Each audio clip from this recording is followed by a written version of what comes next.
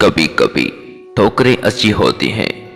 एक तो रास्ते की रुकावटों का पता लग जाता है और सबसे बढ़कर संभालने वाले हाथों का पता चल जाता है।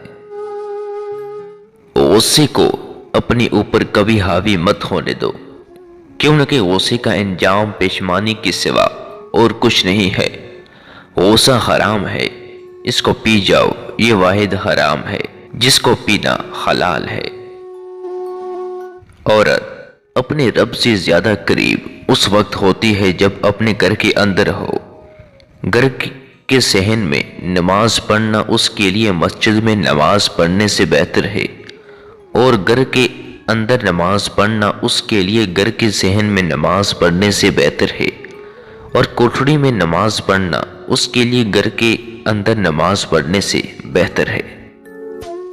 अगर बुढ़ापे में भी जवान रहना चाहते हो तो खाना उस वक्त छोड़ दो जब तुम्हारी भूख अभी बाकी हो।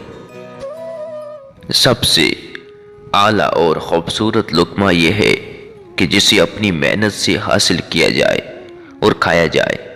मेहनत करो, दयानत और खलूस के दामन को मजबूती के साथ थाम लो। जिंदगी बदलने के लिए लड़ना पड़ता है और आसान करने के लिए समझना पड़ता है। वक्त आपका है, चाहो तो सोना बना लो और चाहो तो सोने में गुजार दो। कुछ करना है तो भीड़ से हट कर चलो। भीड़ हिम्मत तो देती है पर शनाख्त छीन लेती है। अपनी रूह का सौदा किसी भी चीज के साथ मत करो।